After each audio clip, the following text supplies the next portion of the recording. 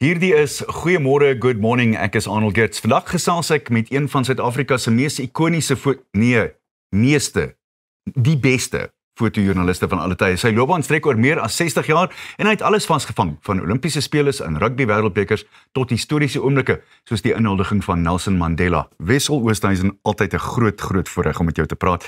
Ek wil jou terugvat na 1983 toe daar 'n jong verslaggewertjie langs die veld rondgehardloop het tot die Oos-Transvaal wedstryd op Pambrink. En toe het jy die ouetjie so aan die oor rondgetrek en gesê, "Seunie, jy kan nie van hier af skiet nie," want hy was besig om met 'n Nikon 1000 te skiet. En daai joernalistie was ek. So, jy het altyd hierdie ding gehad om na jong joernaliste te kyk. Waar kom dit vandaan eerstens? In my tyd, as mense fotograaf wou word, dan het die werknemers iemand met ondervinding gesoek. En waar kom ondervinding vandaan? Dit moet iewers vandaan kom. Dis hoekom ek destyds hierdie jong ouetjie op Springs ook maar 'n bietjie touwys gemaak het. As ek mense die storie vertel, dan sê hulle altyd, dit is tipies Wessel Oosthuizen. Jy het nou maar nie daai tipe van hart nie, waar nie. Ek weet nie, dis maar seker waar ek vandaan kom. Ek kom van 'n klein plekkie in Mpumalanga af met die naam van Val. Daar's deesdae net 8 inwoners en daar's meer eende op die plek as mense. Wessel, en kom ons val sommer met die deur in die huis.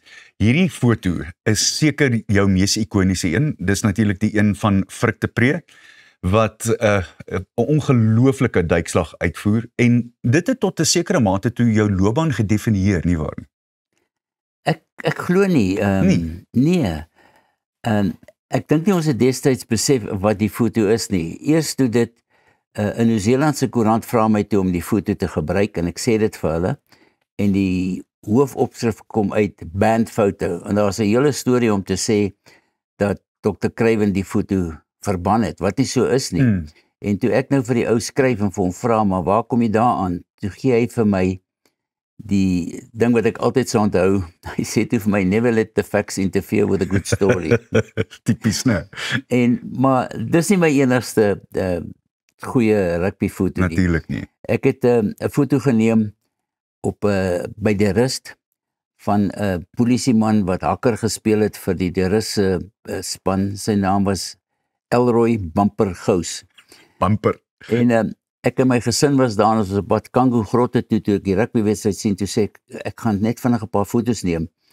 En ek sien toe, as hy die bal in die lyns na gooi, en hy gaan so terug, dan trek sy truit so tot bo kan sy boepens op. En ek was gevra om foto's vir 'n uitstalling by die Wêreldbeker in die Auckland se stadsaal in 2011 te voorsien. En toe kry ek 'n e-pos om te sê, baie geluk, die besoekers het jou foto as die tweede beste op die uitstalling gekies. Ek dacht toe, dis Frick se foto. En toe volgende dag toe kry ek, toe stuur hy vir my die agterblad van die Auckland Star. Toe is dit Bumper. Dis pragtig. Wat maak 'n goeie fotograaf, 'n sportfotograaf in besonder, Wessel? Wat dink jy? Wat het dit nodig?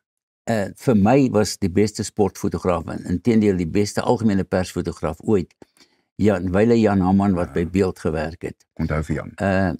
Die groot ding is, ek voel net, as jy sport doen, moenie sit en kommentaar lewer oor wat gebeur nie. Kyk deur jou lens, volg die wedstryd en neem alles af. Wanneer is die perfekte oomblik? Is daar so iets? Nee, daar is nie so iets nie.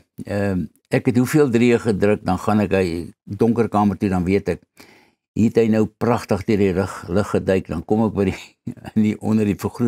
die vergroter. Daar is Bumper net so terloops, terwyl ons dit noem, ja.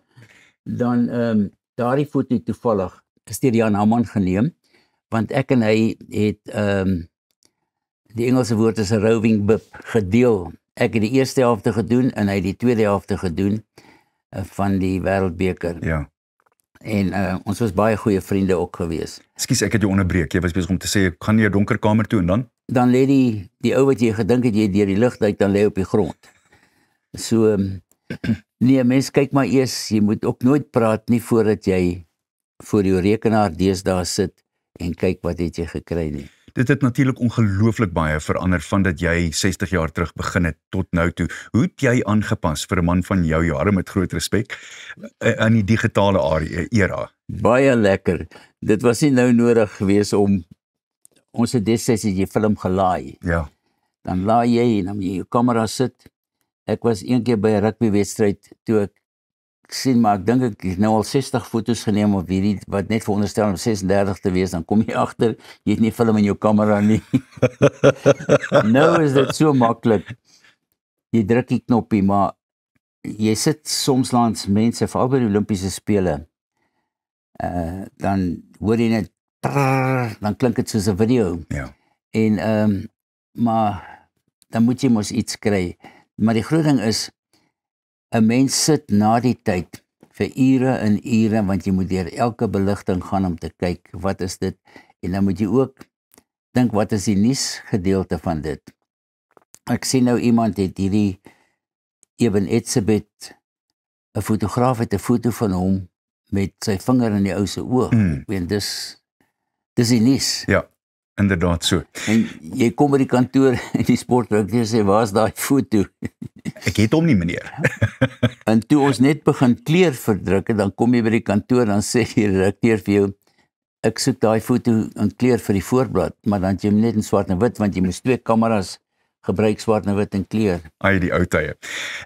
Jy daar voor jou 2 klein boekies, vertel ons gou-gou van die Guinness boek wat jy probeer het. Ek het vir Guinness Book of Records het ek geskryf en gesê, hierdie is die kleinste rugby fotoboek in die wêreld. En ek het my 5... Kom net gou oop vir kamera toe daar, Wessel, asseblief. Daar's hy. Rugby foto's in so 'n ou klein boekie. Ja, en toe sê hulle? Die titel is Rugby Helde. Nou vra iemand vir my, gaan ek dit in Engels ook doen? Toe sê ek, maar al die foto's binne-in is in Engels. Toe vat hulle my $5 en hulle stuur vir my 'n brief om te sê, hulle kan dit nie sertifiseer nie, want hulle het niks om dit meer te vergelyk nie. En toe gee ek hulle iets om te vergelyk, dieselfde boekie. Toe sy kleiner. Toe hou hulle my $5 en hulle stuur my dieselfde brief terug. Dis tipies. Wessel, vir my eerlikwaar baie groot eer, en ek dink namens baie jong, klein journalisties, soos wat ek was 41, 42 jaar terug. Dankie vir wat jy gedoen het vir sport en fotografie en journalistiek in Suid-Afrika. Ek dink jy is 'n absolute ikoon. Dit was my eer om jou in die ateljee te hê. Baie dankie, Arnold, ek waardeer dit. Bly ingeskakel, want net hierna gesels ons oor 'n unieke konsep bekend as die Kyk Kantien. Nou, ek weet nie of dit Afrikaans of Engels is nie. Ek het so alle idee dis soos in daai soet ding wat mens eet, nie die een wat jy met die oog sien nie.